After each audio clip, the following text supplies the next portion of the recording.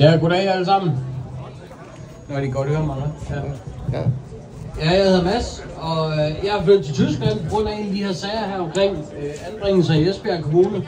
Lidt højere op med mikrofonen, selvfølgelig. Og jeg vil gerne lige gøre opmærksom på alle de her problemer her, vi har, fordi at det er jo menneskeundertrykkelse, det er jo løgn, det er bedrag, det er kommunalt svigt, det er rutten med ressourcer, som vi skatteborgere indbetaler. Det er sådan et umenneskeligt emne, det her, og vi står så mange i dag, altså, og der er så mange problemer landsdækkende, altså, og folk som mig, vi er flyttet ud af landet, uden de har noget belæg for det. De har ikke nogen beviser, de har ikke noget fødsel for deres bedrag, udover at de tjener penge. Og når man ikke kan få lov til at klage, når man melder dem til politiet, og brud på rettighederne, det er lige pludselig en klagesag.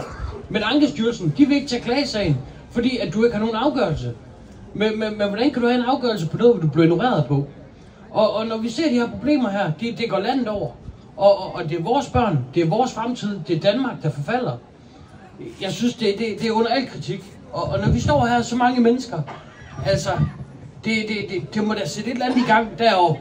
Og jeg tænker, specielt dem deroppe, de må have dårlig samvittighed. De skal stå som ansvarshaverne for kommunerne. De skal rette vores sager. Er der undertrykkelse, er der problemer, så skal de komme med en løsning. De kommer ikke nogen løsning. De understøtter alle kommunernes fejl. Og hvordan kan man holde det her? Altså, hvordan kan man stå inden for alle de her fejl? Og når det så bliver offentliggjort på TV Omsorg, og de andre tv-kanaler nu går ind for det her. Altså, jeg synes, det er under al kritik, at det skal nå derud. Hvorfor har vi ikke nogen stemme? Hvorfor bliver vi ikke hørt? Hvorfor kan vi ikke indberette vores klager? Hvorfor kan vi ikke melde dem for lovbrud? Når vi snakker retsplejeloven, når vi snakker serviceloven, når vi snakker konventionerne, når man snakker grundloven, når man snakker alle de her basale rettigheder, og går du ind på Lex Superior, som er juraen for det danske system, så står der derinde, at vi alle sammen er lige for loven. Men der er ikke nogen af os, der er lige for loven. Det er derfor, vi står her. Og jeg synes, det er under al kritik, at man kan sende folk på flugt, man kan tage deres børn, man kan true dem. Vi havde besøg af kommunen 17 gange i måneden. Fordi at vi var misbrugere. Vi boede under uhumske forhold, og jeg udsatte min kone for psykisk tortur.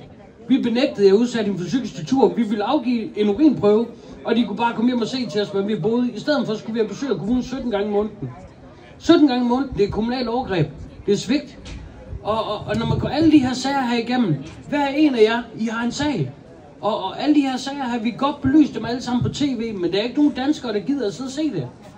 Så med alle de her problemer her, der kræver en løsning. Men hvis ikke der er nogen af os, der har en løsning, udover at vi kan råbe op, og vi kan stille os på tv, hvor er vi så henne? Altså, det er alle danske børn, der bliver fjernet, og det er hver dag. Hver eneste dag. Og hvad er det for en løsning, jeg vil komme med? Altså, jeg vil komme med det her med, at når systemet svigter, så bliver modstanden pligt. Og vi bliver nødt til at tage loven i egen hånd. Vi bliver nødt til at gøre det her selv. Så hvis du kan ud til en socialrådgiver 20 mand med et udskrift af de her kommunale lovbrud, og du ringer til politiet, før du kører ud, beder dem om at anholde vedkommende. Hvis ikke de ved det, så vil vi køre ud 20 mand på tv, gå ud og lave en civil anholdelse. Når du kører ud til en socialrådgiver og fremlægger de her beviser, så må du lave en civil anholdelse, fordi du har ret til at bekæmpe kriminalitet, hvis du ved, der foregår noget kriminelt.